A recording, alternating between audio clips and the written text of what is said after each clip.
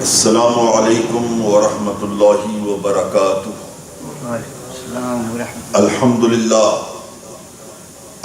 للہ نحمده ونصلی ونسلم علی رسولہ الکریم، اما بعد فاعوذ باللہ من الشیطان الرجیم، بسم اللہ الرحمن الرحیم۔ یہدنا الصراط المستقیم صراط الذین انعمت علیہم غیر المغضوب علیہم ولا الضالین۔ صدق اللہ العظیم وصدق رسولہ النبی الحبیب الامین المتین الکریم، ونحن علی ذلک لمن الشاہدین والشاکرین، والحمد للہ رب العالمین۔ حضرات سامعین، آئیے سب سے پہلے ہم اور آپ انتہائی عقیدت و محبت و احترام کے ساتھ سرور کائنات، فخر موجودات، نور مجسم، فخر آدم و بنی آدم، خلیفۃ اللہ اعظم، مدنی تاجدار، رسول ہاشمی وقار، سید ابرار، دونوں عالم کے مالک و مختار، گلشن ہستی کی اولی فصل بہار، انیس بے کساں چارہ ساز درد منداں، بے کسوں کے کس بے بسوں کے بس، روحی فدا جناب محمد رسول اللہ صلی اللہ تعالی علیہ وآلہ وسلم کی بارگاہ بے کس پناہ میں درود پاک کی حسین ڈالیاں پیش کریں، پڑھیں باواز بلند، اللہم صلی علی سیدنا مولانا محوانا ملجانا محمد وعلى آلہ واصحابہ وبارک وسلم، صلاۃ و سلام علیک یا سیدی یا رسول اللہ صلی اللہ تعالی علیہ وعلى آلہ وسلم۔ جیسا کہ آپ حضرات کو معلوم ہے، مسجد خضرا میں ہر جمعے کو بعد نماز مغرب ایک ہفتہ درس بخاری شریف ہوتا ہے اور دوسرا ہفتہ درس قرآن۔ گزشتہ ہفتہ آپ نے بخاری شریف کی ایک مائے ناز حدیث پاک کی شرح سماعت فرمائی تھی، اور آج تفسیر قرآن کا ہفتہ ہے۔ گزشتہ سے پیوستہ ہفتہ آپ نے سورہ فاتحہ کی آیت ایاک نعبد و ایاک نستعین پر بڑی تفصیلی باتیں سماعت فرمائی تھی، اور آج اختصار کے ساتھ آپ کو تفصیلی سماعت کرنا ہے۔ بسم اللہ الرحمن الرحیم، اہدنا الصراط المستقیم صراط الذین انعمت علیہم غیر المغضوب علیہم ولا الضالین۔ ان آیات کی پہلے آپ ترجمہ سماعت فرمائیں۔ اہدنا الصراط المستقیم یعنی بندے خداوند قدوس کی بارگاہ میں عرض کرتے ہیں، مولا اہدنا الصراط المستقیم، یا اللہ ہمیں سیدھا راستہ چلا۔ صراط الذین انعمت علیہم، ان لوگوں کا راستہ جن پر تو نے انعام فرمایا ہے، غیر المغضوب علیہم ولا الضالین، نہ ان کا راستہ جو غضب یافتہ ہیں، جن پہ تو نے غضب کیا ہے، جو مغضوب ہیں، اور نہ ان کا راستہ جو ضالین یعنی گمراہ ہیں۔ جیسا کہ میں نے آپ سے عرض کیا تھا، قرآن پاک کی ایک خصوصیت یہ بھی ہے کہ ہر آیت کا کچھ نہ کچھ تعلق بہرحال سابق آیت سے رہتا ہے، یعنی قرآن آیات آپس میں مضبوط ہوتی ہیں، باہم ربط ہوتا ہے۔ اس سے پہلے ہم نے اللہ کی بارگاہ میں یوں عرض کی، ایاک نعبد و ایاک نستعین، یا اللہ ہم تیری ہی عبادت کرتے ہیں اور تجھ سے ہی مدد طلب کرتے ہیں، استعانت کرتے ہیں۔ اب تعلق یوں بنے گا کہ ہم نے یوں تو عرض کر دیا کہ ہم تیری عبادت کرتے ہیں اور تجھ سے ہی مدد مانگتے ہیں۔ اب سوال یہ ہے کس چیز میں مدد مانگتے ہیں، کون سی چیز میں؟ تو یہاں فرمایا گیا اہدنا الصراط المستقیم، یعنی ہم سیدھے راستے پر چلنے کی تجھ سے مدد مانگتے ہیں، تو ہمیں سیدھے راستے میں چلا۔ کیونکہ دنیا بڑی عجیب و غریب ہے، مختلف لوگوں نے راستے بنا رکھے ہیں، بڑے ٹیڑھے ٹیڑھے راستے ہیں، بڑے پیچیدہ پیچیدہ راستے ہیں، ایسے راستے ہیں کہ آدمی ایسا کھو جائے کہ پتہ بھی نہیں چلتا۔ اب منزل مقصود کیسے ملے گی؟ ہم اپنے مقصد پہ کامیاب کیسے ہوں گے؟ مقصود اصلی تک کیسے پہنچیں گے؟ تو اس لیے دعا کی جاتی ہے مولا تعالیٰ ہمیں سیدھا راستہ چلا۔ دوسرا تعلق یہ بھی ہو سکتا ہے کہ ہم نے اس سے پہلے عرض کی مولا تعالیٰ ہم تیری ہی عبادت کرتے ہیں، اب ہم پھر یہ دعا کر رہے ہیں یا اللہ ہمیں سیدھا راستہ چلا، مطلب یہ ہے مولا ہم عبادت تیری ہی تو کرتے ہیں مگر تو ہمیں سیدھے راستے پر ایسا چلا دے ہم عبادت کما حقہ تیری کر سکیں، اخلاص کے ساتھ، دلاہیت کے ساتھ اور پابندی کے ساتھ۔ ایسا نہیں ہم 2 روز تیری عبادت کریں اور 5 روز تجھے بھول جائیں، بلکہ ہم پیہم تیری عبادت کریں، مسلسل تیری عبادت کریں۔ عبادت میں ہماری عبادت میں پائیداری ہو، ثبات پیدا ہو، استحکام پیدا ہو، ریگولیرٹی پیدا ہو، سنسیریٹی پیدا ہو، پنکچولیٹی پیدا ہو۔ ہم sincerely being a punctual, we want to worship, we want to make عبادت، ہم تیری عبادت پائیداری کے ساتھ کرنا چاہتے ہیں۔ یا اللہ تو ہمیں سیدھا راستہ چلا۔ اب آپ لفظی تفسیر دیکھیں، یہدینا، اہدینا، یہدی یہ فعل امر کا صیغہ ہے۔ ہدا یہدی ہدین و ہدایتن، یہ باب ضرب دربوس ہے اور یہ فعل امر کا صیغہ ہے، اہدی، اور یہ بنا ہے ہدایت سے، اس کا مصدر ہدایت ہے۔ ہدایت کے 2 معنی ہوتے ہیں، ایک ہے اراءۃ الطریق، یعنی راستہ دکھانا، اراءت کہتے ہیں دکھانے کو، اراءۃ الطریق راستہ دکھانا، اور دوسرا ہدایت کا معنی ہے الایصال الی المطلوب، مطلوب تک پہنچا دینا، مقصود تک پہنچا دینا، منزل تک پہنچا دینا۔ ایک راستہ جسٹ ٹو شو دا وے، راستہ دکھا دے، یہ بھی ہدایت ہے۔ اور دوسرا معنی کیا ہے کہ to take the traveller up to his destination, وہ جہاں جانا چاہتا ہے وہاں تک لے جاؤ، ایصال الی المطلوب، منزل مقصود تک پہنچا دینا۔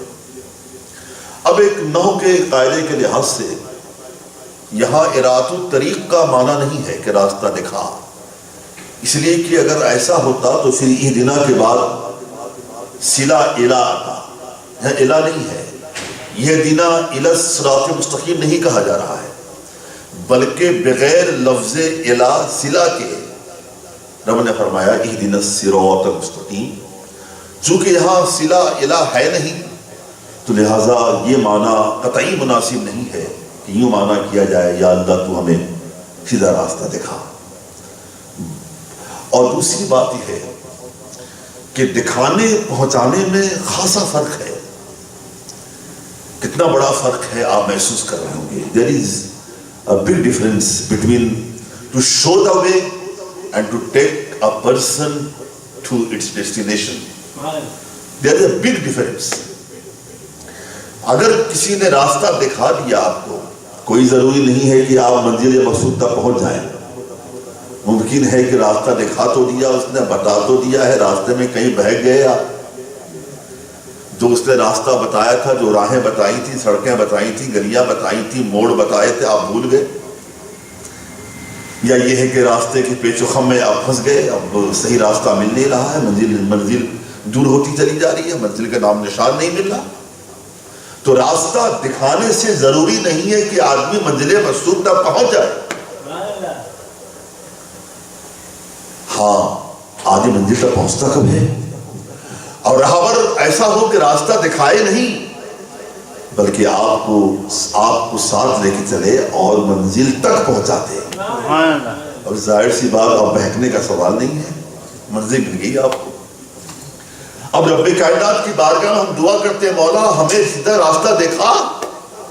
نہیں مولا، ہم یہ نہیں کہتے تو ہمیں سیدھا راستہ دکھا، بلکہ ہماری دعا یہ ہے، ہماری تمنا یہ ہے، ہماری آرزو یہ ہے، ہماری ابتدا یہ ہے، مولا تعالیٰ تو ہمیں سیدھا راستہ چلا. ممکن ہے کہ ہم راستے میں کہیں بھاگ جائیں، سیدھا راستہ ہمیں چلا. یہی وجہ ہے کہ قرآن پاک کے دیگر مترجمین نے تقریباً سب کے سب نے ہی ترجمہ کیا، اہدنا الصراط المستقیم، یا اللہ ہمیں سیدھا راستہ دکھا. قربان جائیے صاحب کنز الایمان مجدد اعظم سیدنا اعلیٰ حضرت اللہ تعالیٰ عنہ کی بارگاہ پر کہ آپ نے ترجمہ یہ نہیں کیا یا اللہ ہمیں سیدھا راستہ دکھا، بلکہ آپ نے ترجمہ کیا یا اللہ ہمیں سیدھا راستہ چلا. یہ آپ کا ترجمہ بلا شبہ بے حد بامانہ بھی ہے اور قابل مدح و ستائش بھی ہے، اور یہ ترجمہ مناسب نہیں بلکہ انسب ہے. یا اللہ ہمیں سیدھا راستہ چلا. اہدینا، ایدی تو چلا ہے، امر کا صیغہ ہے، اور نا یہ مفعول بھی ہے. اہدینا نا مطلب ہمیں چلا. اہدینا ہمیں چلا. الصراط المستقیم، صراط یہاں موصوف ہے، مستقیم صفت ہے، یعنی ایسی صراط جو مستقیم ہو، ایسا راستہ جو مستقیم ہو، سیدھا. آپ نے اہدی کا ترجمہ سمجھ لیا، نا کا معنی سمجھ لیا، اب سمجھنا الصراط کسے کہتے ہیں. صراط یہ بنا ہے سرتن سے. سرتن کا معنی ہوتا ہے نگل دینا، نگل دینا، نگلنا، to swallow, to eat it up, نگل دینا. تو راستے کو صراط اس لیے کہتے ہیں کہ یہ راستہ جب مسافر راستے میں چلتا ہے تو راستہ مسافر کو اپنے اندر ایسے لے لیتا ہے جیسے آدمی لقمے میں دانے کو لے لے، کھانے کو لے لے. تو اسی لیے عربی میں راستے کو صراط کہا جاتا ہے. حالانکہ عربی میں راستے کئی ایک اور الفاظ بھی آتے ہیں کہ اور لفظ بھی ہیں. طریق کا معنی بھی راستہ ہے، سبیل کا معنی بھی راستہ ہے، مگر رب کائنات نے یہاں لفظ صراط استعمال کیا. اس ایک حکمت یہ بھی بیان کی جاتی ہے، جب ہم اللہ کی بارگاہ میں دعا کریں یا اللہ ہمیں سیدھا راستہ چلا، صراط مستقیم پر چلا، لفظ صراط آئے گا تو پل صراط کی بھی یاد آئے گی. یا اللہ تو ہمیں ایسا سیدھے راستے پر چلا دے کل قیامت کا میدان ہو، ہم پل صراط سے بھی بآرام گزر جائیں، بآسانی گزر جائیں. ایک حکمت یہ بھی کار فرما ہے، جب آپ یہ سورہ فاتحہ میں پڑھو گے، اللہ کی بارگاہ میں عرض کرو گے اہدنا الصراط المستقیم، یا اللہ ہمیں صراط مستقیم پر چلا، تو پھر صراط کی بھی یاد آئے گی. اور خداوند قدوس کی بارگاہ میں آپ کی التجا یہ بھی رہے گی، مولا تعالیٰ ہم کو صراط مستقیم پر ایسا چلا دے، ایسا چلا دے کل قیامت کے میدان میں وہ پرصراط وہ تلوار کی دھار سے باریک ہوگا اور جس کے نیچے جہنم ہوگا، اللہ سمجھ، اور ایسے سنگین پرصراط میں، ایسے مشکل مقام پر تیرا ایسا کرم ہو کہ ہم بآسانی گزر جائیں۔ اہدنا الصراط المستقیم، صراط کا معنی ہے راستہ، مستقیم بنا ہے استقامت سے، اسے خط مستقیم بھی کہتے ہیں عربی میں، جو اسٹریٹ لائن ہوتا ہے، اسٹریٹ لائن اسے خط مستقیم کہتے ہیں، سیدھا، بالکل سیدھا۔ دیکھیں شے کی تین حیثیتیں ہوا کرتی ہیں، ایک افراط ہے، ایک تفریط ہے، اور ایک اعتدال ہے، میانہ روی۔ افراط کہتے ہیں زیادتی کو، تفریط کمی، اعتدال نہ زیادہ نہ کم، میانہ روی اعتدال۔ کہتے ہیں کہ انسان کو اخراجات کے معاملے میں معتدل ہونا چاہیے، اتنا بھی خرچ نہ کرے کہ جناب عالی کنگال بن جائے چند دنوں میں، اور اتنا بھی کم خرچ نہ کرے لوگ اسے کنجوس کہہ بیٹھے، مکھی چوس کہہ بیٹھے۔ تو میانہ روی اعتدال ہونا چاہیے، نہ بہت زیادہ نہ بہت کم، ضرورت کے مطابق آدمی خرچ کرے۔ افراط ہے، تفریط ہے، اور ایک اعتدال میانہ روی ہے، جو متوسط انداز کا معاملہ ہوتا ہے، میڈیم۔ اگر آپ سابق شریعتوں کو دیکھیں گے تو افراط تفریط کا معنی آپ کو بخوبی سمجھ میں آ جائے گا۔ دین موسوی میں حضرت موسیٰ علیہ السلام کی شریعت میں افراط تھا۔ افراط وہی معنی کہ شریعت موسوی میں اگر کسی انسان کے بدن یا کپڑے میں نجاست لگ جاتی تو حکم تھا یا تو کپڑے کو جلا ڈالو یا کپڑے کو پھاڑ ڈالو۔ لیکن ہماری شریعت میں کتنی آسانیاں ہیں، اگر نجاست بدن میں لگ جائے تو شریعت اسلامیہ نے، شریعت مطہرہ نے 32-33 طریقے بتائے ہیں نجاست کو صاف کرنے کے لیے، کہ کپڑا صاف ہو جائے، بدن صاف ہو جائے۔ کتنی میانہ روی ہے۔ اب آپ دیکھیں نا، اگر شریعت موسوی میں کوئی قتل کر دیتا کسی کا، یا کوئی سخت ترین گناہ کر دیتا، حرام کا مرتکب ہو جاتا، تو صرف توبہ ہی کافی نہیں ہوتی تھی، بلکہ اسے قتل کیا جاتا تھا۔ قرآن پاک شاہد ہے، آگے چل کر آیتیں آئیں گی، آپ سماعت فرمائیں گے۔ لیکن ہمارے یہاں شریعت مطہرہ میں، میرے آقا شریعت میں کس قدر آسانیاں ہیں، کتنی میانہ روی ہے، اعتدال ہے، کہ مہا سے مہا پاپی ہو، گناہ کبیرہ کا ارتکاب کر چکا، حرام کر چکا ہے، گناہ کبیرہ کا ارتکاب کر چکا ہے، تو کتنا آسان ہے رب کائنات کی بارگاہ میں حاضر ہو، خداوند قدوس کی بارگاہ میں صدق دل سے گناہوں پر نادم ہو کر ندامت کی آنسو بہاتے ہوئے، اور اس عزم مصمم کے ساتھ کہ گناہ میں آئندہ نہیں کروں گا، مولا میں تیری بارگاہ میں توبہ کرتا ہوں، میری توبہ قبول فرما لے، تو میرے آقا فرماتے ہیں التائب من الذنب کمن لا ذنب لہ، جو بندہ خداوند قدوس کی بارگاہ میں صدق دل سے توبہ کرتا ہے وہ ایسے پاک ہو جاتا ہے جیسے اس نے گناہ کیا ہی نہیں۔ یہ ہے شریعت اسلامیہ، یہ ہے ہمارے نبی پاک صلی اللہ تعالی علیہ وسلم کی پاک شریعت۔ اب آپ زکوٰۃ کی مثال لے لیں، آپ شریعت موسوی میں زکوٰۃ چوتھائی پر فرض تھی، مال کا چوتھائی حصہ۔ کتنا حصہ؟ 1/4۔ اور ہمارے یہاں کتنا ہے؟ 2.5%۔ 40 روپے میں 1 روپیہ، 100 میں 2.5 روپیہ، 1000 میں 25 روپیہ۔ کتنی آسانیاں ہیں، کتنا اعتدال ہے۔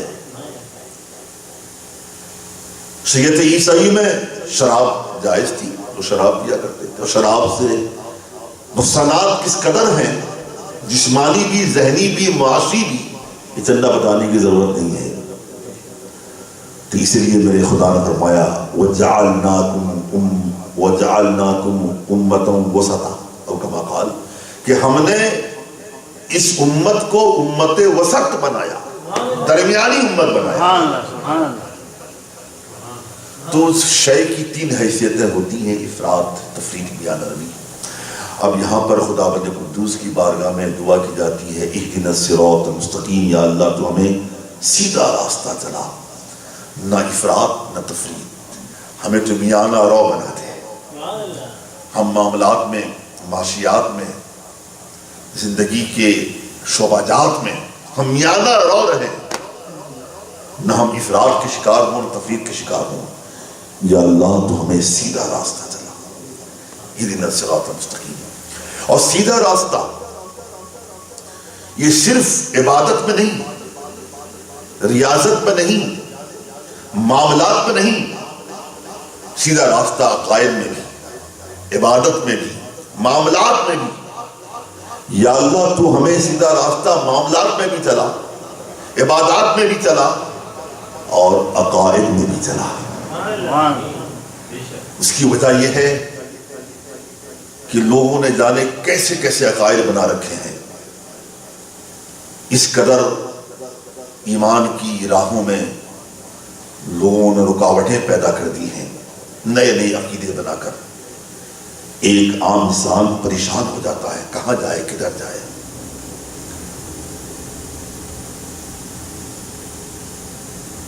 ایک گروپ وہ ہے جو اپنے آپ کو جبریہ کہتا ہے، وہ بندے کو مجبور محض مانتا ہے کہ بندہ بالکل مجبور ہے۔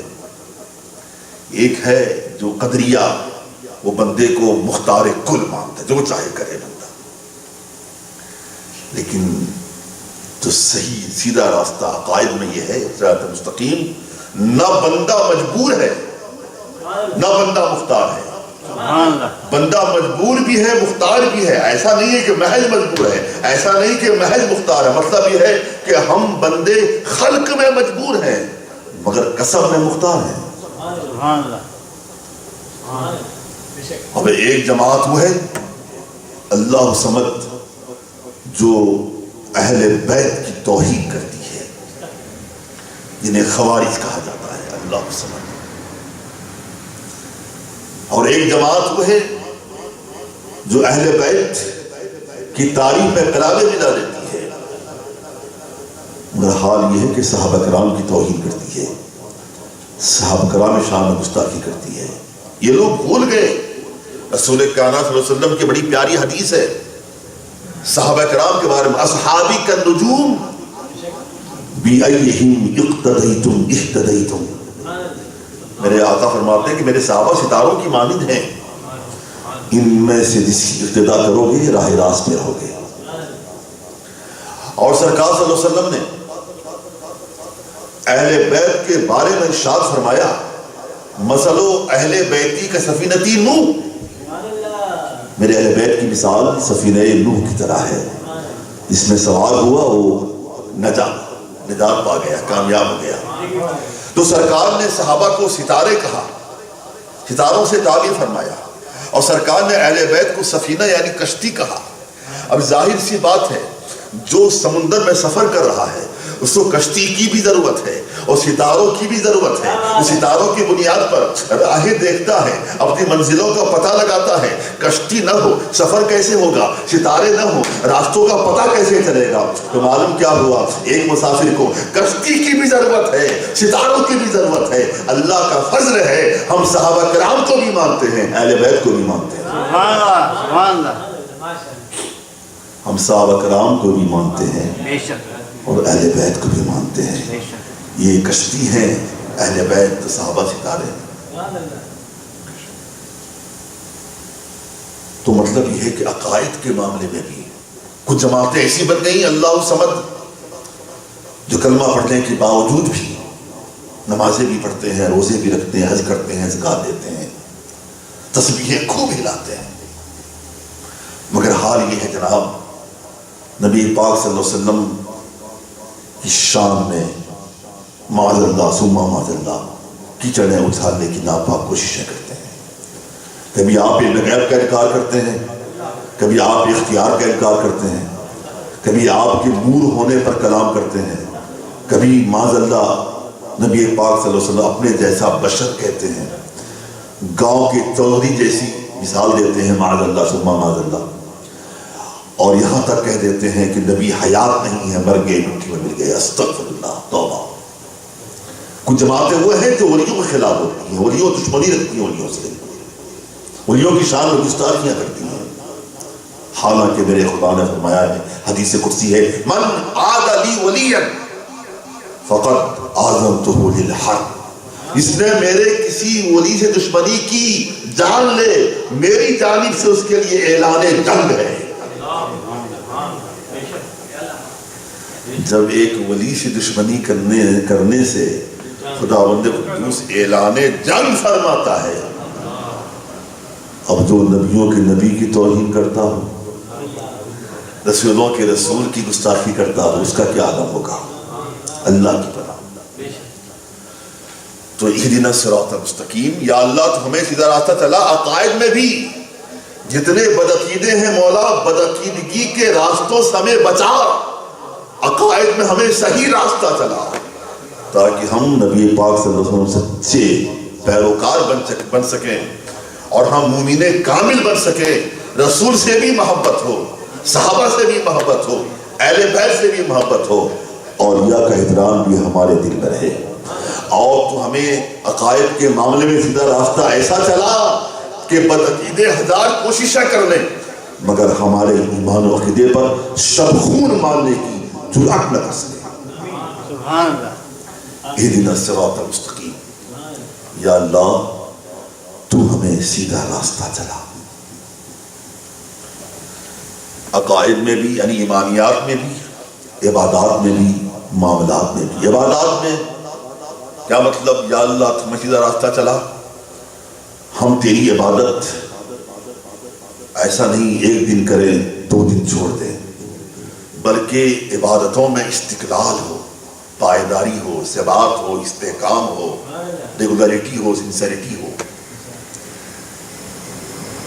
یا اللہ تو ہمیں سیدھے راستے پر ایسا چلا ہم تیرے سچے عابد بن سکیں, ہم تیرے مستقل طور پر عابد بن سکیں, ہم فرائض و واجبات پر کما حق ادا کر سکیں, ہم فرائض واجبات پر کما حق فرائض واجبات کو کما حق ادا کرنے کی ہمارے اندر صلاحیتیں پیدا ہو جائیں. مولا اعمال میں ہمیں یہ راستے پہ ایسا چلا کہ مولا ہم حرام تو حرام, شبہ حرام سے بھی بچ سکیں,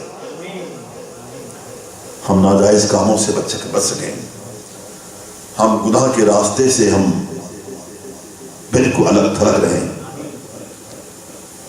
یا اللہ معاملات میں, اعمال میں مولا تعالیٰ ہمیں یہ راستے پہ ایسا چلا کہ ہم دنیا ہمیں ایماندار کہے, امانت دار کہے, دنیا ہمیں دیکھ کر اسلام کی صداقت پر یقین کر لے.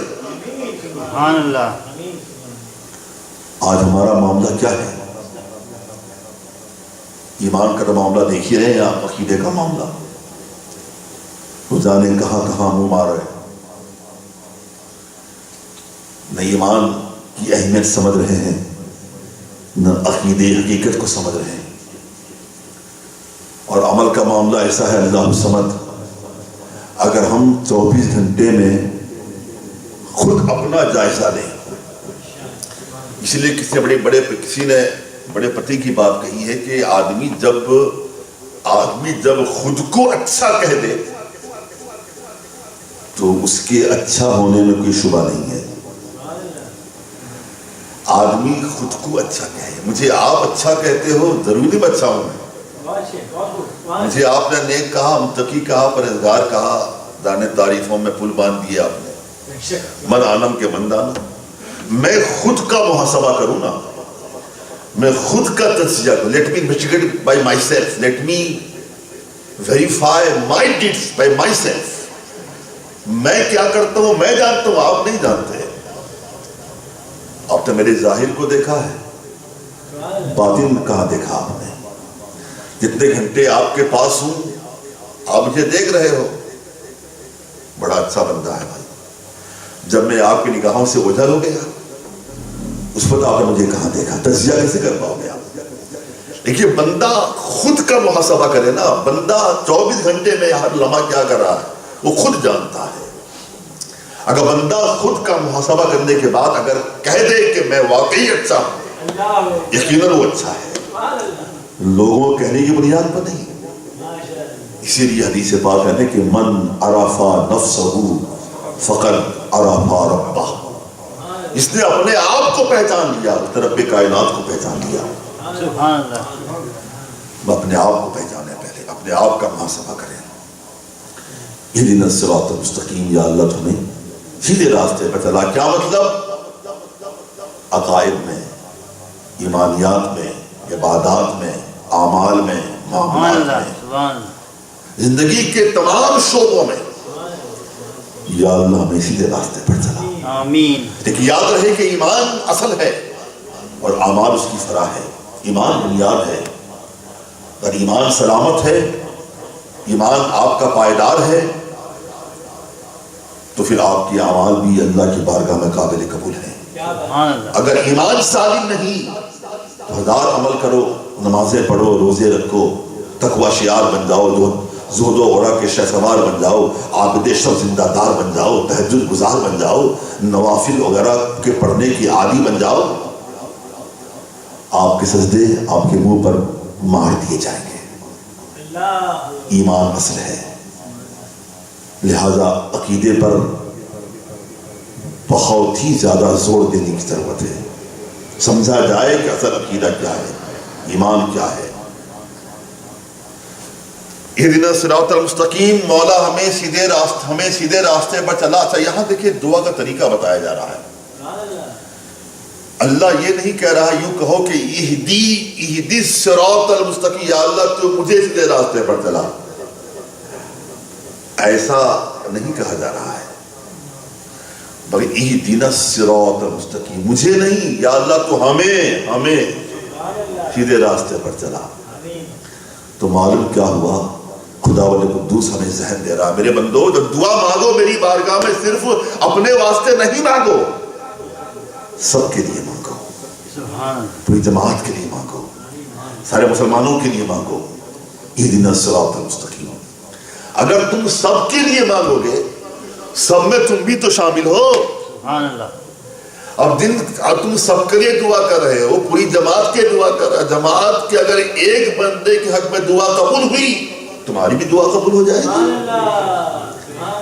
لہذا آیت کا تیور ہمیں یہ بتا رہا ہے کہ دعا مانگنے میں بھی آدمی کو سیلفش نہیں ہونا چاہیے. فقط اپنی ہی خاطر دعا نہیں مانگنی چاہیے، بلکہ کہو اہدنا، یا اللہ ہم سب کو سیدھے راستے پر چلا. اسی لیے جناب علی نماز کے بعد دعا کی جاتی ہے. اس کی حکمت یہ بھی ہے نا کہ لوگ جماعت میں شامل ہوتے ہیں، سب آمین کہتے ہیں. اگر ایک کی بھی آمین قبول ہو گئی، ایک کی بھی دعا قبول ہو گئی، سب کی دعا قبول ہو گئی. اور ایک حدیث پاک یاد آ رہی ہے. رسول کائنات صلی اللہ تعالی علیہ وسلم ارشاد گرامی ہے، سرکار فرمایا صحابہ کرام، میرے صحابہ بے گناہ زبان سے دعا مانگو. بے گناہ زبان سے دعا مانگو. ایک صحابی نے عرض کی، یا رسول اللہ صلی اللہ علیہ وسلم بے گناہ زبان کہاں سے لائیں آقا؟ کہا اس کا طریقہ ہے دعا مانگو تو سب کے لیے دعا مانگو. تمہاری زبان گناہگار ہو سکتی ہے، مگر جس غیر کے لیے دعا کر رہے ہو تو اس کی زبان تو گنہگار نہیں ہے نا. تمہاری زبان تمہارے لیے گناہگار ہے، غیر کے لیے نہیں. سبحان اللہ. تو لہٰذا دعا میں جمعیت ہونی چاہیے، اجتماعیت ہونی چاہیے. تو اس آیت سے یہ بھی سبق ملا ہم کو. رب نے اگر یہ فرماتا اہدی الصراط المستقیم، یا اللہ تم نے سے راستے پر چلا، تو پھر یہ حکمت واشگاف کیسے ہوتی، حکمت سمجھ میں کیسے آتی. یا اللہ تو ہمیں سیدھا، تو ہمیں کہہ کر نہ کہہ کر ہمیں اس بات کی تلقین کی گئی، یہ ذہن دیا گیا، مزاج دیا گیا، لوگوں دعا مانگو، اجتماعیت ہونی چاہیے، سب کے لیے دعا مانگو. کسی کی حق میں دعا پوری ہو گئی تو اس سب میں تم بھی تو شامل ہو، ہم میں بھی تو ہوں، ہم میں، ہمیں کیا ہمیں میں نہیں ہوں، ہمیں میں بھی تو ہوں. سبحان اللہ. سبحان اللہ. تو کہتے ہیں ایک تیر دو شکار نہیں بولتے. دعا کر رہے ہیں ہم سب کے لیے، میں بھی آ گیا، آپ بھی آ گئے، میں بھی آ گیا. اہدنا الصراط المستقیم، یا اللہ تو ہمیں سیدھے راستے پر چلا. اب اگلی آیت دیکھیں. اب یہاں سوال ہوا کہ سیدھے راستہ کون سا راستہ ہے؟ ہر بندہ کہتا ہے، ہر جماعت کہتی ہے ہمارا راستہ سیدھا ہے، ہمارا راستہ سیدھا ہے، ہمارا راستہ سیدھا ہے. کون سی جماعت یہ بولے گی میرا راستہ سیدھا نہیں ہے؟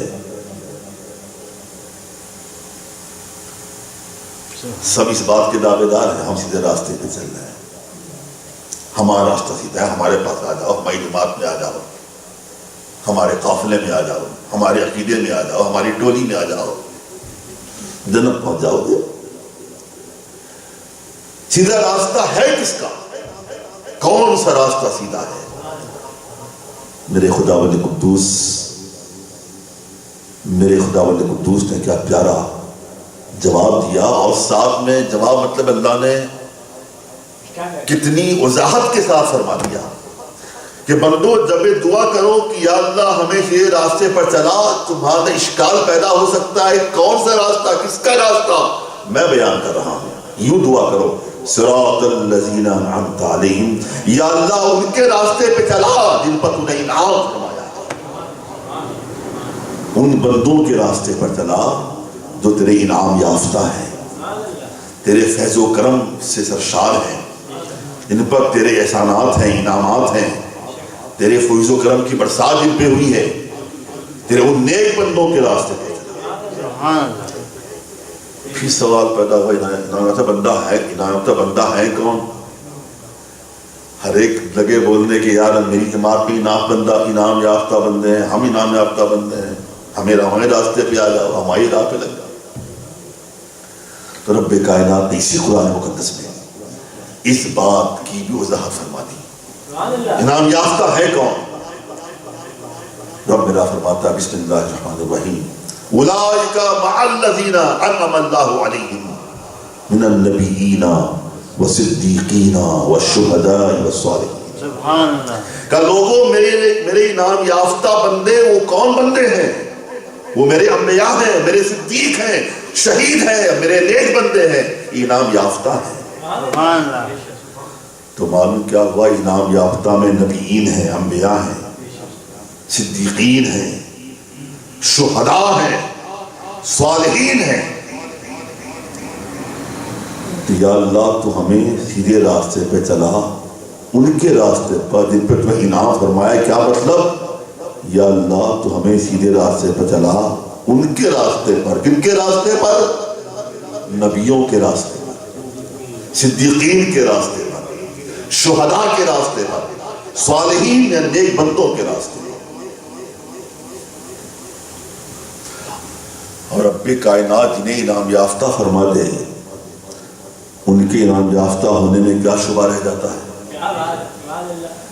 انبیاء کرام بلا شبہ انعام یافتہ ہیں، صدیقین بلا شبہ انعام یافتہ ہیں، شہداء جن لوگوں نے خدا رسول رضا کے لیے اپنی جانیں قربان کر دی، ان کے انعام یافتہ ہونے میں کیا شک ہو سکتا ہے؟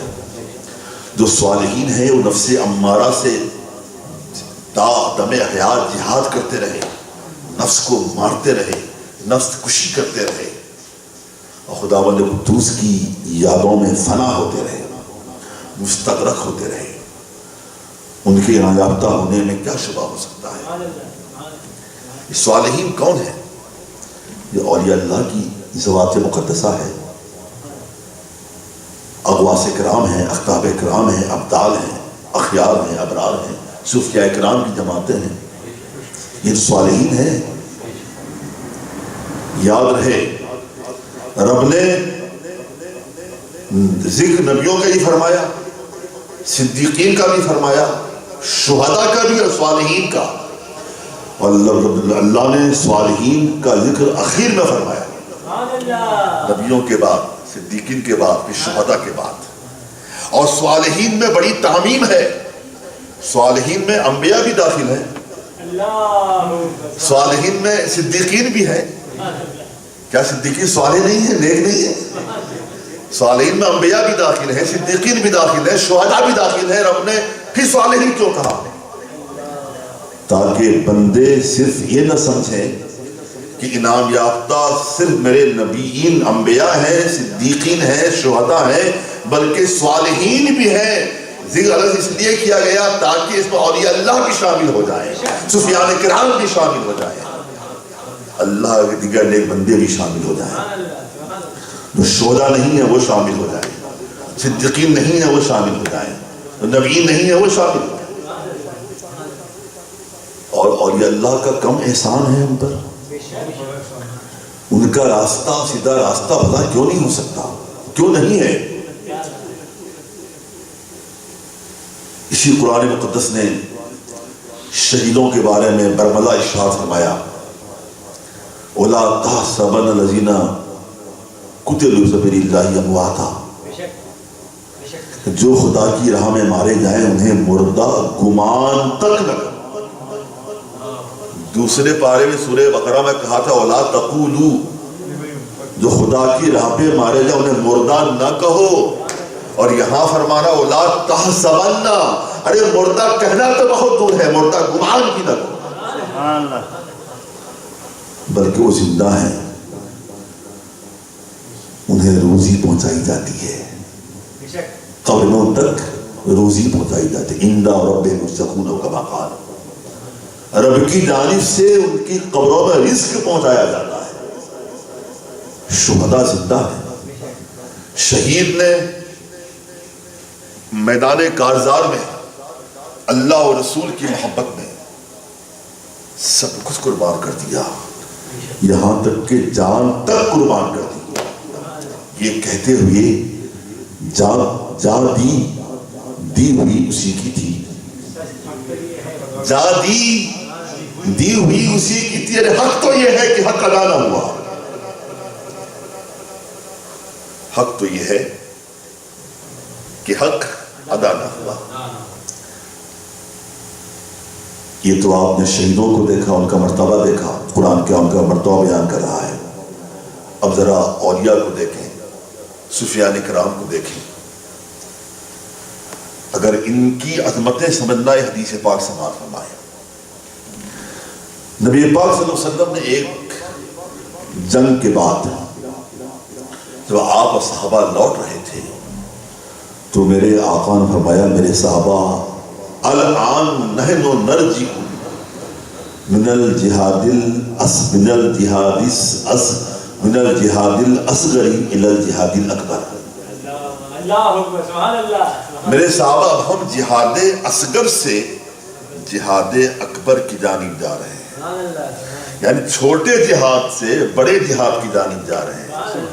صحابہ کرام حیران ہو گئے، یا رسول اللہ صلی اللہ علیہ وسلم، اس میدان کارزار کو آپ جہاد اصغر کہہ رہے ہو، چھوٹا جہاد کہہ رہے ہو، جہاں تلواریں چلائی جاتی ہیں، جہاں تلواروں کا وار ہوتا ہے، جہاں نیزوں سنسناہٹ ہوتی ہے، جہاں تیروں کی بوچھار ہوتی ہے، جہاں بھالوں کی مار ہوتی ہے، جہاں زندگی اور موت کے مابین تصادم ہوتا ہے، جہاں خون کی ہولی کھیلی جاتی ہے، جہاں خون جگر پیش کیا جاتا ہے، جہاں خون کے فوارے جاری ہوتے ہیں، جہاں گردنیں کاٹ دی جاتی ہیں، جہاں سر قلم کر دیا جاتا ہے، جہاں بازو توڑ دیے جاتے ہیں، جہاں آنکھیں نکال لی جاتی ہیں، سرکار آپ اس جہاد کو جہاد اصغر کہہ رہے ہو۔ آقا جب جہاد اصغر ہے تو جہاد اکبر کیا ہے؟ تو میرے آقا نے فرمایا سنو میرے صاحب، ہاں یہ جہاد اصغر ہے، جہاں تلواروں کا وار ہوتا ہے، جہاں نیزے سنسناتے ہیں، جہاں تیروں کی بوچھار ہوتی ہے، جہاد اکبر۔ اب ہم لوٹ رہے ہیں مدینے کی جانب، ہم اپنی معمولانہ زندگی کی جانب ہم لوٹ رہے ہیں۔ اب ہم کو پل پل، لمحہ لمحہ، لہجہ لہجہ نفس سے جہاد کرنا ہے، جہاد النفس کرنا ہے، اور نفس سے جہاد کرنا جہاد اکبر ہے۔ میں اس کی وضاحت میں شجاعت کی کبیر سے کروں، آسان مثال کے ساتھ میں۔ جہاد نفس سے جہاد کیا ہے یہ سمجھو بطور مثال، سخت سردی ہے، کڑاکے کی سردی ہے، ٹیمپریچر بالکل لو، ایسا مائنس میں چلا گیا ہے، بغرض مثال برف باری ہو رہی ہے، اور آپ گرم بستر پر آرام فرما ہے، گرم اداس بستر ہے، اور شاندار کمبل اڑے ہوئے ہیں، رضائی اڑے ہوئے ہیں، ہیٹر بھی آن ہے، سینٹر ہیٹر آن ہے۔ نماز فجر کا وقت ہوا، اب نفس کہتا ہے یار سوئے رہو، ابھی اٹھنا ہے، یہ گداز گرم بستر چھوڑنا ہے، کمبل کو ہٹانا ہے، باتھ روم میں جانا ہے، وضو کرنا ہے، پھر نماز پڑھنا ہے۔ اب آپ کا اور نفس کا، آپ کے نفس کے مابین جہاد شروع ہو گیا ہے نا، دونوں متصادم ہو گئے، برسرے پیکار ہو گئے، نبرد آزما ہو گئے ہے نا۔ نفس چاہتا ہے میں غالب آ جاؤں، نفس اکسا رہا ہے آپ کو، اکسا رہا ہے آپ کو، اکسا رہا ہے، مت سویا رہا۔ اتنے شاندار بستر کو چھوڑنا چاہتا ہے، اتنی پیاری نیند کو قربان کرنا چاہتا ہے، لیکن اگر بندہ نفس سے جہاد کرتے وقت، ایسے وقت میں نفس کو مغلوب کر دے، کہا نہیں میں تیری بات نہیں ماننے والا، حکم خداوند قدوس ہے، مؤذن اذان پکار رہا ہے، وقت نماز فجر ہو چکا ہے، اور نماز فرض عین ہے، مجھے کمبل کی پرواہ نہیں، بستر کی پرواہ نہیں، ٹھنڈک کی پرواہ نہیں۔ بندہ نفس کشی کرتا ہے، نفس کو مات دے کر، نفس کو مغلوب کر کے جاتا ہے، وضو بناتا ہے، اور خداوند قدوس کی بارگاہ میں نماز فجر ادا کرتا ہے۔ یہ نفس سے جہاد ہے، اسی جہاد اکبر کہا میرے آقا صلی اللہ علیہ وسلم۔ مجھے بڑی پیاری بات یاد آ رہی ہے، بڑی دستخیز بھی ہے، سبق آموز بھی ہے، ایمان افروز بھی ہے، اور عبرتناک بھی ہے، لائق قابل عمل بھی ہے۔ ایک بار ابو علی سینا سے اس کے غلام نے، اس کے خادم نے سوال کیا تھا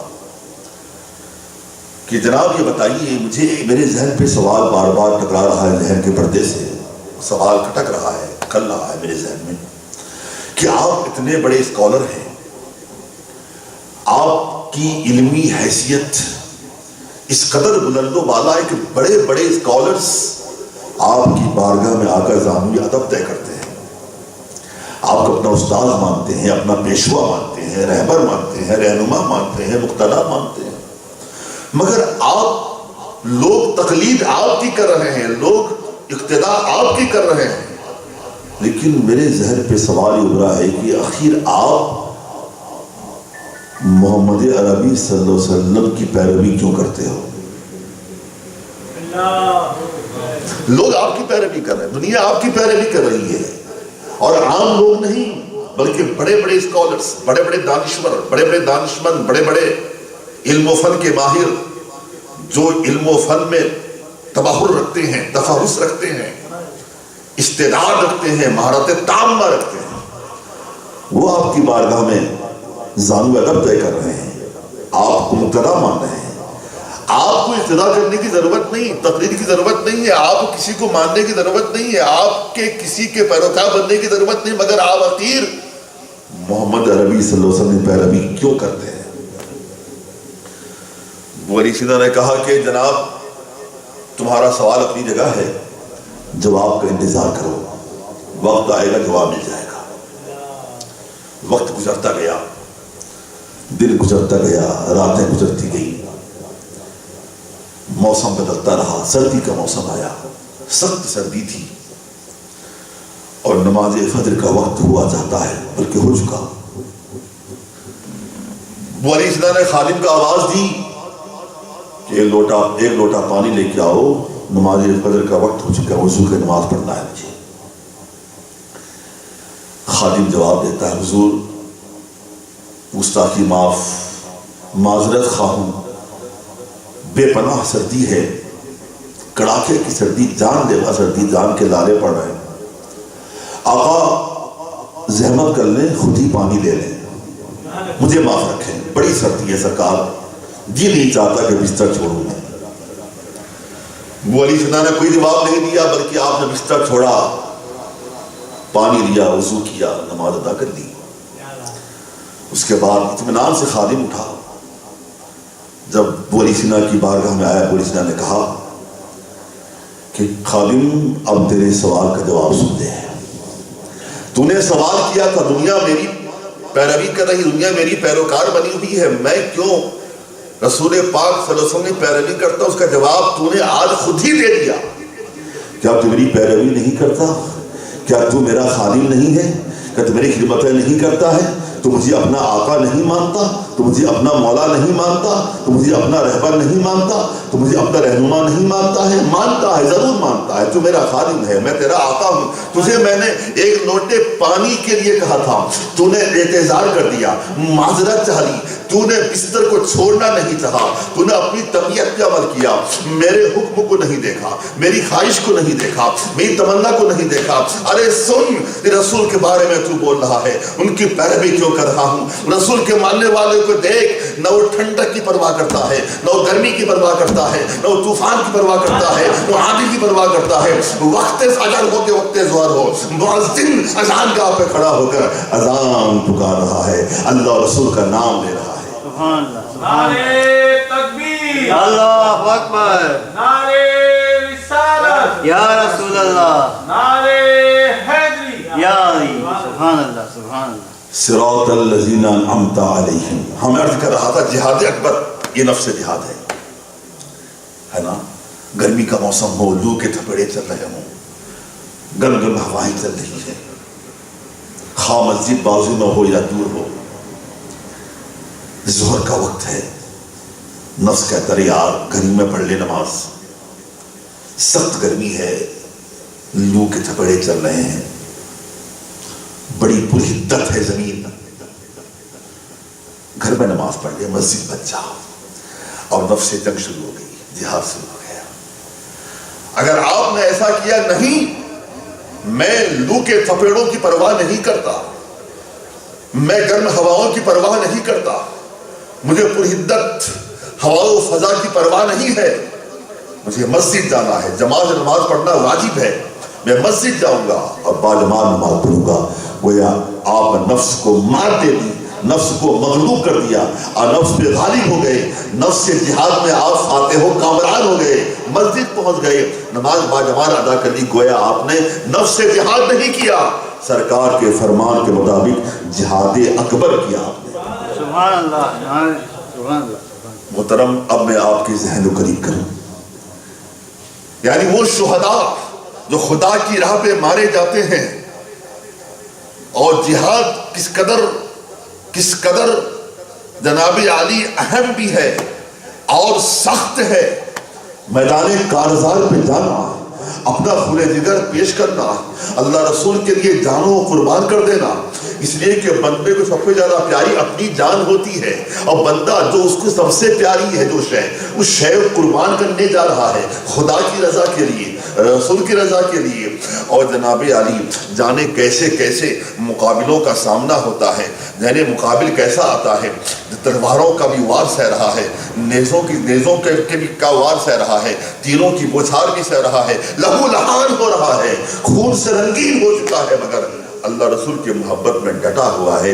محترم, ایسے جہاد کرنے والے کو سرکار نے جہاد اصغر قرار دیا ہے اس جہاد کو, اور میرا خدا جہاد اصغر کرنے والے کے لیے فرما رہا ہے انہیں مردہ گمان بھی نہ کرو. مجھے کہنے دیا جائے, اور یہ اللہ کی ذات گرامی ہے, یہ جو خواجہ صاحب کی ذات گرامی ہے, دادا صاحب کی ذات گرامی ہے, جو اولیاء کرام کی جماعتیں ہیں, یہ وہ اولیاء ہیں, یہ وہ صوفیہ جن لوگوں نے پوری زندگی جناب علی جہاد اکبر کیا ہے, نفس جہاد کیا ہے. ایک جملہ مجھے بولنے دو, جب جہاد اصغر کرنے والا قرآن کی اصطلاح میں زندہ ہو سکتا ہے, جہاد اکبر کرنے والے اولیاء بھی زندہ ہیں, اغواث بھی زندہ ہیں, اقطاب بھی زندہ ہیں, ابدال بھی زندہ ہیں, صوفیاء کرام بھی زندہ ہیں, علماء کرام بھی زندہ ہیں, نقباء کرام بھی زندہ ہیں. تو رب کائنات فرماتا ہے صراط الذین انعمت علیہم, بندو تم یہ دعا کرو, یا اللہ ہمیں سیدھے راستے پر چلا, ان کے راستوں پر. کن کے راستے پر؟ ان پر تو نے انعام کیا ہے. انعام یافتہ کون ہیں؟ انبیاء ہیں, صدیقین ہیں, شہداء ہیں, صالحین ہیں. صالحین بڑی تعمیم ہے, سو اولیاء آ گئے, اللہ کے تمام محبوب بندے آ گئے, تمام نیک بندے آ گئے, ان کے راستوں پر چلا. اور اخیر میں یہ کہا جا رہا ہے غیر المغضوب علیہم ولا الضالین, یا اللہ ہمیں انعام یافتہ کے راستے پہ چلا, ان کے راستے پر نہیں, ان پہ تو نے غضب کیا ہے, ان پر تو نے غیظ و غضب کا مظاہرہ کیا ہے, اور نہ ان کے راستوں پر جو گمراہ ہیں. اب یہ مغضوب سے مراد کون ہے, ضالین سے مراد کون ہے؟ تفسیر نگاروں کی روایتیں مختلف ہیں. امام ترمذی نے ارشاد فرمایا کہ مغضوب سے مراد یہود ہیں, اور ضالین سے مراد نصارہ ہیں. یعنی دعا یہ کی جاتی یا اللہ تو ہمیں یہود کے راستے مت چلا, نصارہ کے راستے پہ مت چلا. اور یہ دعا ہم روزانہ کر رہے ہیں, ہر نماز میں کر رہے ہیں. اگر اب بھی ہم یہ دعا کرنے کے بعد بھی یہود کے راستے میں چلیں, نصارہ کے نقش قدم پر چلیں, تو ہم کتنے بڑے جھوٹے قرار دیے جائیں گے. روزانہ دعا بھی کرتے ہیں, اس کے خلاف ہم اپنا عمل کر رہے ہیں. تو امام ترمذی نے فرمایا یہاں مغضوب سے مراد کون ہے, یہود ہیں, اور ضالین سے مراد نصارہ ہیں. صاحب تفسیر کبیر نے فرمایا کہ یہاں مغضوب اور ضالین جو کہا گیا ہے, مغضوب سے مراد دراصل یہ کھلے کافر ہیں, اور ضالین سے مراد منافقین ہیں. یعنی یا اللہ تو ہمیں کھلے کافروں کے راستوں میں مت چلا, اور نہ ان کے راستوں پر جو منافقین ہیں, کہ منافقین یہ آستین کے سانپ ہوتے ہیں. منافقین آستین کے سانپ. کھلا کافر تو پہچان میں آ جاتا ہے, جو کھلا کافر ہے پہچاننے میں آ گیا ہے. جو مذہب اسلام کا نہیں ہے, ہم نے پہچان لیا وہ ہندو ہے, وہ یہودی ہے, وہ نصرانی ہے, وہ مجوسی ہے, پہچان میں تو آ گئے. وہ لوگ جو اپنے آپ کو مسلمان بھی کہہ رہے ہوں, اسلام کے پیروکار مان رہے ہوں, کلمہ بھی پڑھ رہے ہوں, نماز نہیں پڑھ رہے ہوں, اور ساتھ ساتھ نفاق کر رہے ہیں, اسلام کی بے کنی کر رہے ہیں, ایمان پہ ڈاکہ ڈال رہے ہیں, عقائد پہ شبخون مار رہے ہیں, بدعقیدگی پھیلا رہے ہیں, تو ایسے لوگ انتہائی خطرناک ہوتے ہیں. تو گویا یہاں مراد کیا ہے, یا اللہ تو ہمیں ان کے راستوں پر مت چلا جو کھلے کافر ہیں, اور نہ ان کے راستوں پر جو منافقین ہیں. مطلب یہ ہے کہنے کا کہ مغضوب ضالین میں سب آ گئے مختلف اقوال کے اعتبار سے. یا اللہ تو ہمیں ان کے راستوں پہ چلا ہی نہیں جو تیرے غضب یافتہ ہے اور جو گمراہ ہو چکے ہیں. یا اللہ ہمیں سیدھے راستے پہ چلا, تو انہی کے راستے پر وہی راستہ سیدھا ہے جو تیرے انعام یافتہ بندے ہیں. تو ہم بھی خدا بندے قدوس کی بارگاہ میں دعا کریں, مولا تعالیٰ ہمیں تو اپنے محبوب بندوں کا پیروکار بنا، تیرے محبوب بندوں کے راستوں پر چلا، اور ہمیں تو دادن احیا تیرے پیاروں کے نقش قدم پر چلنے کی توفیق عطا فرما، تاکہ ہم تیرے پیاروں نقش قدم پر چلنے کے بعد ہم تیری بارگاہ تک رسائی حاصل کر سکیں۔ وما علی الا البلاغ المبین۔ انشاءاللہ آئندہ ہفتہ حدیث کا درس ہوگا، حدیث بخاری شریف پیش کی جائے گی ما لہو ما علیہ کے ساتھ، اس کے بعد جمعہ آئے گا سورہ بقرہ کا آغاز ہوگا انشاءاللہ۔ اب آپ چند منٹ باقی ہیں اذان کو، 8:15 میں اذان ہے، 8:01 ہوا ہے، ابھی 15 منٹ ہے۔ جو سوال آپ کرنا چاہتے ہیں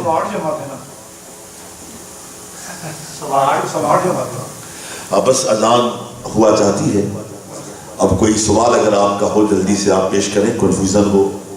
شہیدوں کی اقسام بتا دیں کہ کون کون لوگ شہید شہداء میں شامل ہوتے ہیں۔ دیکھیں جی، قسم ہاں میں عرض کروں، ہمارے بھائی حافظ مبین صاحب نے سوال کیا ہے کہ شہیدوں کے اقسام بتائیں، کنہیں شہید کہا جاتا ہے۔ یہ جو قرآن مقدس میں جن شہداء کا ذکر ہوا ہے جو اللہ کی راہ پہ مارے جائیں، یہ شہداء حقیقی ہوتے ہیں۔ حقیقی طور پر شہید وہی ہے، حقیقتاً حقیقی شہید وہی ہے جو خدا رسول رضا میں مارا جاتا ہے، میدان کارزار میں جاتا ہے، خون جگر پیش کرتا ہے اور شہادت کا جام پی لیتا ہے، وہ شہید حقیقی ہے۔ اور حکمی شہید مختلف قسم کے ہوتے ہیں، مثلا کسی کا انتقال ماہ رمضان میں ہو جائے اسے بھی شہید کہا جاتا ہے، کوئی ڈوب کے مر گیا، کوئی جل کے مر گیا، ایکسیڈنٹ میں مر گیا، وغیرہ وغیرہ وغیرہ، بہت سی احادیث ہیں۔ تو ایسے حضرات کو تو شہید کہا جاتا ہے، کہتے ہیں شہیدی موت ملی اس کو۔ یہاں شہید حکمی مراد ہے، شہادت حکمیہ، حقیقی نہیں۔ حقیقی شہید وہی ہے جو اللہ رسول کی راہ میں مارا جاتا ہے۔ حضور اکرم صلی اللہ علیہ وسلم بھی تو شہید ہیں۔ کس معنی پر آپ سوال کر رہے ہیں؟ یہ جو شہادت پاتے ہیں؟ اچھا جی، معنوی اعتبار سے حضور اکرم صلی اللہ علیہ وسلم بھی تو شہیدوں میں شامل ہیں۔ دیکھیں پہلی بات تو یہ ہے، حافظ صاحب کا سوال یہ ہے رسول کائنات صلی اللہ علیہ وسلم بھی کیا شہید ہیں؟ تو اگر ان کے سوال کا ماخذ مطلب یہ ہے کہ رسول پاک صلی اللہ علیہ وسلم کیا شہداء اسلام کی طرح شہید ہیں جو اللہ کی راہ پہ مارے جاتے ہیں، تو اگر یہ مطلب ہے آپ کا تو ظاہر سی بات ہے رسول کریم صلی اللہ علیہ وسلم بظاہر شہید تو نہیں ہوئے، آپ کو شہادت نہ ملی، لیکن اس سوال ضرور رہ جاتا ہے کہ شہادت بھی تو عظیم مرتبہ ہے، اور ہمارے آقا صلی اللہ علیہ وسلم تو تمام اوصاف کمالیہ کے مجموعہ ہے۔ بالکل یہ اسی حوالے رب کائنات نے آپ کو کون سا وصف عطا نہیں فرمایا؟ سبحان اللہ۔ اب سارے صفات حمیدہ کے جامع ہیں کہ نہیں؟ تو آخر میرے آقا شہادت سے محروم کیوں رہے؟ تو اس کا بڑا پیارا جواب یہ ہے، دیکھیں شہادت کی دو قسمیں ہوتی ہیں، یہ میں اسی لحاظ سے ایک شہادت سری ہے، شہادت جہری ہے، جو بظاہر جہرن میدان کارزار میں جانے کے بعد اللہ رسول کی راہ میں مار دیا جاتا ہے، وہ شہید جہری کہلاتا ہے۔ ہماری مقام کی شان دیکھیں آپ، ان کی مثال لے لیں آپ، شہدائے کربلا ہیں، شہدائے احد ہیں، شہدائے بدر ہیں، وغیرہ وغیرہ۔ اور شہدائے سری وہ ہے کسی کو زہر دے دیا گیا مان لیجیے، شہید سری کہلاتا ہے۔ امام حسن شہید سری کہلاتے ہیں۔ اب کچھ انبیاء بھی شہید ہوئے ہیں، شہادت جہری ان کو ملی ہے، اور یہ حدیث پاک ہے کہ امام حسن سر سے لے کر ناف تک، اور امام عالی مقام امام حسین ناف سے پاؤں تک میرے آقا کے مشابہ تھے. امام حسن کو شہادت سری ملی, امام عالی مقام کو شہادت جہری ملی. ان دونوں کی شہادت گویا میرے آقا کی شہادت ہے. آقا کو شہادت جہری بھی ملی, شہادت سری بھی ملی.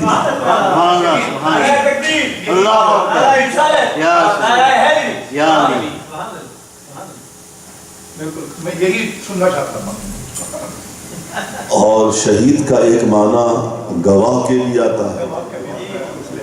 اللہ نے نبی پاک صلی اللہ علیہ وسلم کو شہید فرمایا ہے قرآن پاک میں. آپ گواہ ہیں. اور یہیں سے بڑی پیاری بات واضح ہو جاتی ہے. دیکھیں گواہ کے لیے کیا ضروری ہے. گواہ کے لیے دو چیزیں بہت اہم, یاد رکھیے گا. بالکل شائع ضائع فی البدی, quite natural, اس میں کوئی no one object, quite precise, adequate, clear. جو گواہ ہوگا he should be present on the spot and he should see what happened. یعنی واقعہ کا ملاحظہ بھی کرے اور اسپاٹ پہ حاضر بھی ہو. ناظر کہتے ہیں دیکھنے والے کو, وہ دیکھے بھی حاضر بھی ہو. اگر بندہ کورٹ پہ چلا جائے اور یہ بولے کسی مرڈر کیس میں گواہ بن کے جائے, بولے کہ ہاں میں گواہی دینے آیا ہوں لیکن میں نے قتل ہوتے دیکھا نہیں, تو کیا گواہی اس کی مانی جائے گی؟ کوئی بولے صاحب کہ ہاں میں نے قتل میں نے سنا ہے کہ اس کو قتل ہوا ہے مگر وہاں میں حاضر نہیں تھا, کہ گواہی مانی جائے گی؟ مانی جائے گی. تو گواہ کے لیے ضروری ہے اسپاٹ میں حاضر بھی ہو, واقعہ کا ملاحظہ بھی کرے. جب میرے رب نے مصطفیٰ صلی اللہ علیہ وسلم کو گواہ بنایا ہے, گواہ قرار دیا, آپ شہید ہیں, گواہ ہیں, تو مانا اور سرکار پوری کائنات کے گواہ ہیں, تو ماننا پڑے گا میرے آقا حاضر بھی ہیں اور ناظر بھی ہیں. وہ گواہ کیسا جو حاضر نہ ہو, وہ گواہ کیسا جو ناظر نہ ہو. گواہ وہی ہوتا ہے جو حاضر و ناظر ہوا کرتا ہے. ثابت ہوا میرے آقا صلی اللہ علیہ وسلم حاضر و ناظر ہیں. السلام علیکم. اذان دی جائے, نماز عشاء کی تیاری کی جائے. اللہ حافظ, فی امان اللہ. ماشاءاللہ.